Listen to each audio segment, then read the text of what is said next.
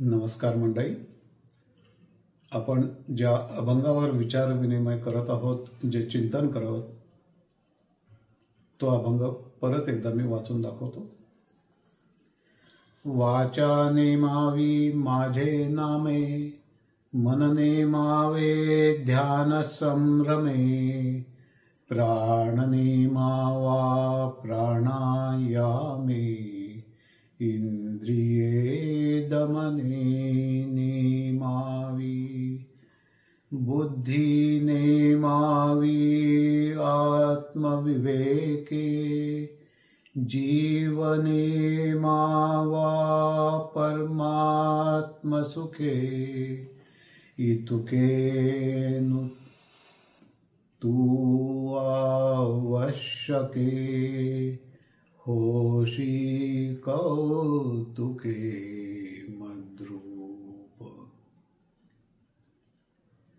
गेल्या काही भागांमध्ये आपण ज्या नरसिंह सरस्वती स्वामींनी हा अभंग उपदेश त्याचा केलेला आहे, त्या अनुषंगाने श्री नरसिंह सरस्वती महाराजांचं अतिशय अल्प असं चरित्र, त्यांचा संप्रदाय, त्यांची ध्येय धोरणे, त्यांची प्रभावळ, त्या प्रभावळीमध्ये पूर्णत्वास गेलेले श्री पद्मनाभ सरस्वती महाराज, त्यांचं अल्पसं पण प्रासादिक असं चरित्र, त्यांनी केलेली उपासना, त्यांनी घेतलेले कष्ट, वेगवेगळ्या आरत्या आणि त्या आरत्यातून उलगडत गेलेलं असं संत महात्म्यांचं चरित्र आपण पाहत आहोत. आता त्या प्रत्यक्ष अभंगाकडे जाण्यासाठी जे जे काही उपयोगी आहे, जी जी साधनं उपयोगात येऊ शकतील, जे जे अनुभव माझ्या वाट्याला आले, जे जे मला पाहायला मिळालं, त्या सर्वांच्या अनुषंगाने आता आपण पुढे जाऊयात. अशा अतिशय महत्त्वाच्या आणि दिव्य अशा प्रवासाच्या वर्णनाचं उद्बोधन करायचं म्हणजे आपल्याला गुरूंना शरणच गेल्याशिवाय दुसरा पर्याय नाही. दीनदयाळा कृपा सागरा, घे तव शरणी मूढ पामरा, घे तव शरणी मूढ पामरा, घे तव शरणी मूढ पामरा, अज्ञानाने जरी वर्तलो, मोहमदाने जरी गांजिलो, भले जाणसी परिगुरुराया, भले जाणसी परिगुरुराया, तुझिया चरणा नाही विसरलो, तुझिया चरणा नाही विसरलो. माता उदरी कष्ट सोशिले, रुधिर मलाने मनही विठले, आणिलेस तू भवसंसारी, पितामहाची आर्त करारी, जन्मोजन्मी तुझाच सेवक, जन्मोजन्मी तुझाच सेवक, परी न कळले होते सूचन, होतो भोगत बहुत यातना, शेषही होत्या तीव्र वासना, होतो वर्तत मोहमदाने, नरक वासना अतीव पतने, करविलीस सय भले दयाळा, आळविले मी देव कृपाळा, मातृपित्यासी मानुन ईश्वर, चरण सेविले साक्ष मनोहर, आशीर्वचने धन्य जाहलो, कृपे दयाळा चरण पावलो आर्त ऐकुनी आला धावत गोपाळा तू वाटे गंमत चाटविले तू मधात औषध घालविली तू विटाळ धग धग भोगविले मज भोग तू अर्जित भरोनी दिदले सुख जे शाश्वत नांदविले समज हरक्षण जवळी जाळून दुःखे सखया सगळी बळदेवोनी भले बाळका दर्शविला तू मार्ग साधका नवते माहित काही विद्वत होता रामहि द्वारी तिष्ठत लाविलेस तू भस्म कपाळा जाळिलेस तू दोष दयाळा ठेवून या मज हरीच्या पायी दाविलेस तू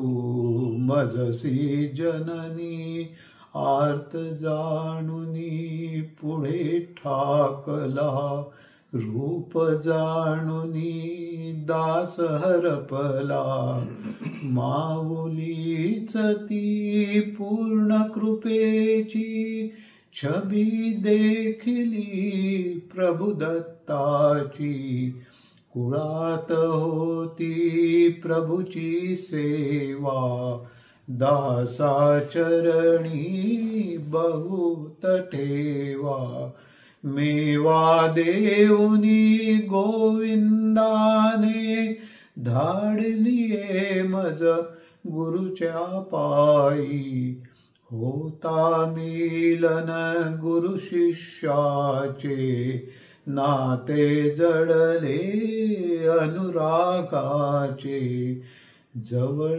घेतले मज रामाने गुजबोधिले जन्माचे गुरुतत्वाचा स्पर्श लाभता उजळून गेले विश्वतत्वता तम अज्ञानानुरली जागा जागविले मज पाजुनी ज्ञाना भक्तीचाही पूर लोटला काव्य गायनी रामहि रमला रचविलीसी मग गुरुगीता तू रचविलीस मग गुरुगीता तू भक्तजनासी प्रसाद वचने थोर तुझे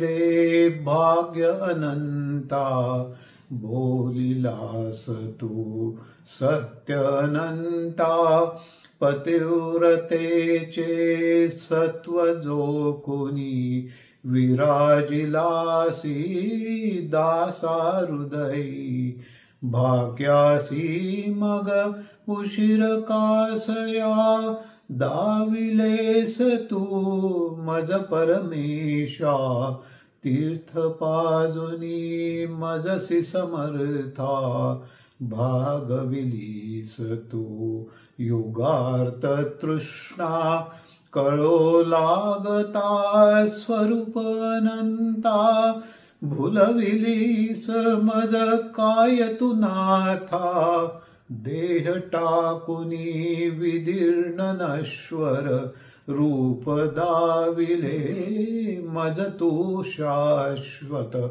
श्रीपादाचा दिन साधुनिया दाविलेस तू रूप पामरा वदविलेस तू मज सांगा ते बोधिलेस तू तत्व कोण ते रूपे अगोचर होता ईश्वर कायमी जाणू सांगा पामर युगे तिष्ठती याची क्षणासी भूलवितोस तू योगी जनासी कैसे वर्णू महती गुरुची सहस्त्रवदनी थकती जाची वेद बोलती नेती नेती कृपे पावलो दिव्य प्रचिती दिन पालटले गुण पालटले त्रिगुण मागे सरून गेले सगुण निर्गुण भेदही गेले लयास सारे तत्व प्रकटले हृदय मंदिरी विराजुनी मग करू लागला उपासना तू गळून गेली आपची स्मरणी नित्य चित्त गे तुझी आचरणी गळून गेली कर्म बंधने आठवली मज संतती वचने साक्ष देऊनी तोषविले मज मीही नुरलो दाखविले गुज काय वर्णू रे सांग तू सखया ठेवून घ्यावे अखंड चरणा रास रचोनी करूया लीला रास रचोनी करूया लीला ज्ञान पाजुनी निज भक्तांना जाणून करुणा आला धावत पाहत होता मन तो निश्चित कृपा सोहळा घडून आला योग साजिरा जुळून आला दीन दयाळा कृपा सागरा घेतव शरणी मूढ पामरा घेतव शरणी मूढ पामरा.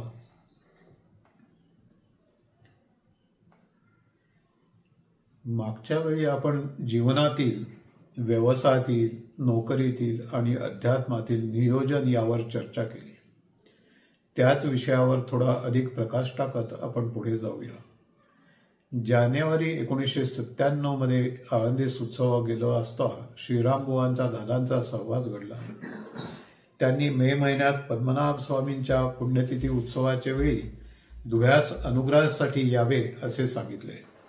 दरम्यान फेब्रुवारीमध्ये मला त्यांचे पत्र आले. त्यात त्यांनी तू या संप्रदायात आलास हे तुझे भाग्य आहे असा स्पष्ट उल्लेख केला होता. त्यावेळी त्याचा नीटसा अर्थ समजला नव्हता. पुढे मे महिन्यात 18 मे 1997 रोजी त्रयोदशीस आत्मसमर्पण घडले. त्यानंतर त्यांनी गुरुदक्षिणा काय देणार असा प्रश्न मनात उमटविला. आधीच अजाण त्यात हा असा यक्ष प्रश्न पार गांगरून गेलो. आपण गुरूंना काय देणार? श्रींनीच यातून माझी सोडवणूक केली. तुझ्या चरणी भाव अर्पण करण्यापलीकडे माझ्याजवळ आहेच काय असा एक मूक संवाद घडला. असो, दीक्षेनंतर 15 दिवसात प्रमोशनसाठी कॉल लेटर आलं. मुंबईत जाण्यापूर्वी धुळ्यास गेलो. मनातून या निमित्ताने तुझ्याजवळ राहून सेवा घडावी अशी इच्छा व्यक्त केली. पुढे निवड होऊन चाळीसगावला पोस्टिंग झालं हे सांगणे न लगे. प्रमोशनची बातमी ऐकल्यावर आईला आनंद अतिशयामुळे पॅरालिसिसचा अटॅक आला. परंतु देवकृपेने ती लवकरच त्यातून बाहेर पडली. तिच्या आजारपणात तिच्याबरोबर दररोज फिरायला घेऊन जाऊ लागलो. तिचा हात हातात असायचा. तिच्या केवळ स्पर्शाने एक वेगळाच भाव मनात निर्माण होऊ लागला. पुढे कधीतरी पद्मनाभ स्वामींचे चरित्र लिहिताना त्यांचा मातृभाव किती विलक्षण होता हे समजले. चाळीसगावचा मुक्काम हा जीवनातला सुवर्णकाळ. दररोज केवळ उदबत्ती लावून नमस्कार करणे हीच पूर्वीची सवय असलेल्या मला दैनंदिन 2 तास अन्निकाची गोडी कधी लागली हे समजलेच नाही. दीक्षेनंतर लगेच दादांनी काय काय उपासना करतोस असे विचारले. जुने सर्व बंद करून उपदेशलेली उपासना चालू ठेवावी असे निक्षून सांगितले. मागच्या वेळी आठले काका म्हणाले ते अतिशय महत्वाचे आहे. या बाबतीत झापड लावणेच गरजेचे आहे. एका ज्येष्ठ गुरुबंधूसोबत गुरुपदिष्ट उपासना यावर घडलेला चिंतनात्मक संवाद इथे प्रस्तुत करतो. कृपया स्वीकार करावा. या मानवी जीवनामध्ये आपण काही विशिष्ट हेतू धरून येथे आलेलो आहोत. मानवी जीवनाचे काही विशिष्ट उद्दिष्ट आहे. परमेश्वर प्राप्ती, मी कोण जाणणे इत्यादी. ते ध्येय साध्य करण्यासाठी गुरूंच्या चरणांपर्यंत परमेश्वर कृपेने आपण पोहोचलो आहोत. आपले निर्धारित जे काही अंतिम ध्येय असेल ते गाठण्यासाठी विशिष्ट प्रकारची काही उपासना आवश्यक असते. कोणती ते फक्त गुरूच जाणतात. सध्या आपल्या अंगी असलेले काही दुर्गुण, विकार किंवा रोग म्हणू हवं तर ते आपल्यामध्ये ठाण मांडून आहेत. ते दूर करण्यासाठी नेमकं औषध उपासनेच्या माध्यमातून गुरूंनी आपल्यासाठी योजलेलं आहे. त्याचं बीज त्यांनी आतमध्ये रोवलेलं आहे. तर ते बीज जे आहे त्या बीजाला अंकुर येणं, त्याचं छोटंसं रोपटं होणं, वृक्ष होणं, फळे येणं आणि त्या फळांच्या माध्यमातून आपला रोग निघून जाणं, इतकी सगळी प्रक्रिया या छोट्याशा बीजारोपणातून होणार आहे. तर ती जी काही आपली माती आहे, देह मन बुद्धी याच्यामध्ये जे काही तण आहे ते जर त्याच्यामध्ये तसेच ठेवले तर जे रोपटे आपल्याला वाढवायचं आहे त्याची वाढ नीट होणार नाही. तिथे इतर प्रकारचे तणच वाढतील. कारण की ते तण म्हणजे विकार आणि भास, आपल्या मनाला सोसवणारे किंवा सुखावणारे असतात. ज्या गोष्टी नको आहेत त्याच नेमक्या हव्याशा वाटतात. हा मनाचा भाग आहे.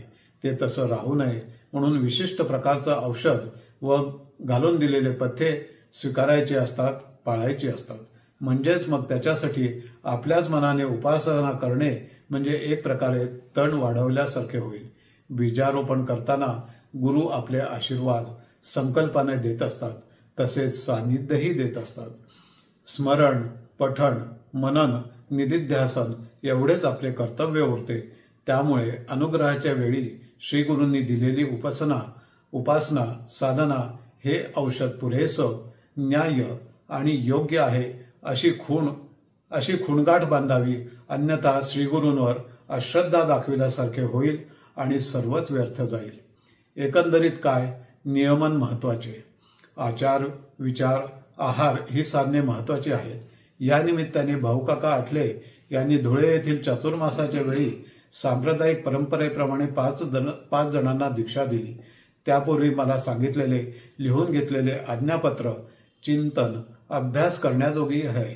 एकंदरीत समाजाची अवस्था, संप्रदायाची विस्कटलेली घडी, साधकांची अवस्था, अनास्था आणि अश्रद्ध भावना, दंभाचार यास प्रतिबंध घालण्यासाठीच श्रींनी ते सुचविलेले असावे.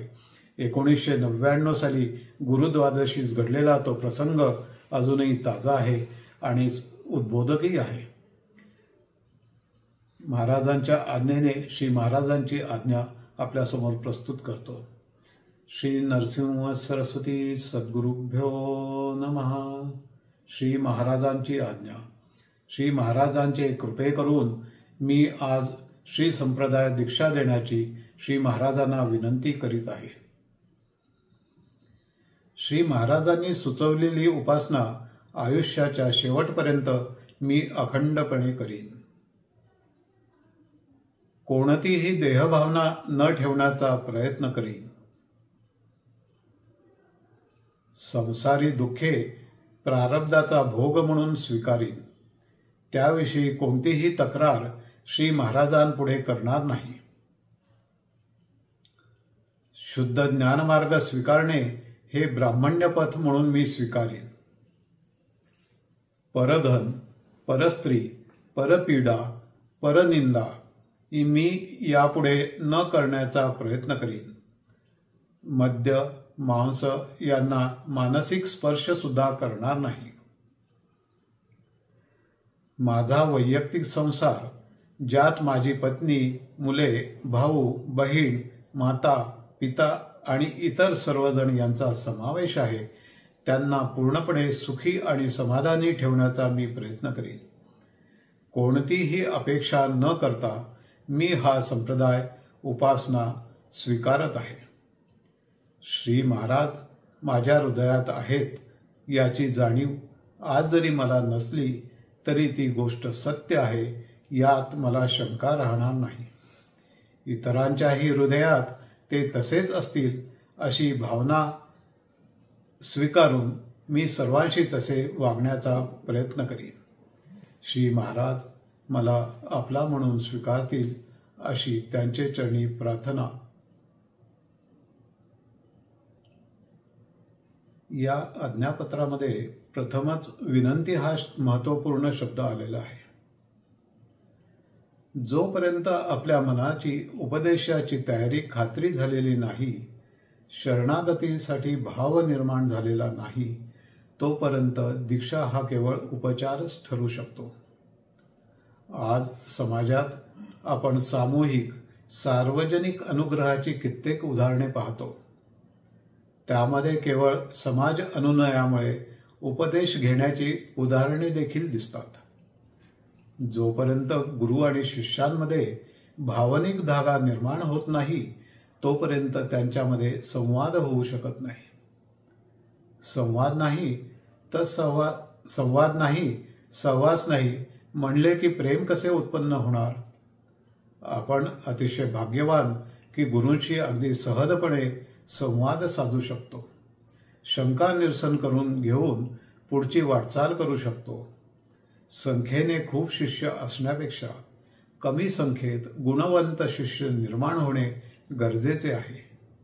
श्री नरसिंह सरस्वती स्वामी महाराजांनी आपल्या अभंगांमधून याचा वारंवार पुरस्कार केलेला आढळतो. शिष्य म्हणून स्वीकार करण्यापूर्वी किती कडक तपासणी करावी यावर त्यांनी भर दिलेला आहे. अगदी हीन सेवा करून घ्यावी असेही सुचविले आहे. अशा काही परीक्षा चाचण्यांमधून मलाही जावयास मिळाले, हे माझे भाग्य. अनुग्रहानंतर सगुण उपासनेची आवड निर्माण झाली. सगुण उपासनेच्या खाणाखुणा पद्मनाभ स्वामींच्या चरित्रात सर्वत्र विखुरलेल्या दिसतात. मलाही गुरूंच्या भेटीमध्ये जलाने पाद्यपूजा करून त्यांचे तीर्थसेवन करण्याची विलक्षण गोडी लागली. एकदा आळंदीस आम्ही उत्सवास गेलो होतो. सकाळचे अन्निक उरकून माडीवरून खाली आलो. त्यावेळी सभामंडपात कुठलासा कार्यक्रम सुरू होता. गुरुदेव तर मध्यभागी जाऊन बसलेले. सुदैवाने त्याही दिवशी तीर्थप्राशन घडले. ही सवय पाहून नंतर कधीतरी गुरुमाईंनी दादांच्या पायास जखम झाली होती आणि हा उपचार टाळावा असे सौभाग्यवतीला सुचविले. परंतु आपले गुरु म्हणजे प्रत्यक्ष महाराज दत्तच आहेत हा भाव मनामध्ये दृढ झाला असल्याने ही सेवा शेवटपर्यंत चालूच राहिली. देहाची सेवा म्हणजे गुरुसेवा नाही, त्यांनी केलेला उपदेश पालन करणे ही सेवा, हे आता समजते. असो, उपासनेतील अखंडता, गुरुपदिष्ट उपासनेचे महत्त्व यावर आपण आधी बोललोच आहोत. आता अखंडता या पैलूवर प्रकाश टाकूया.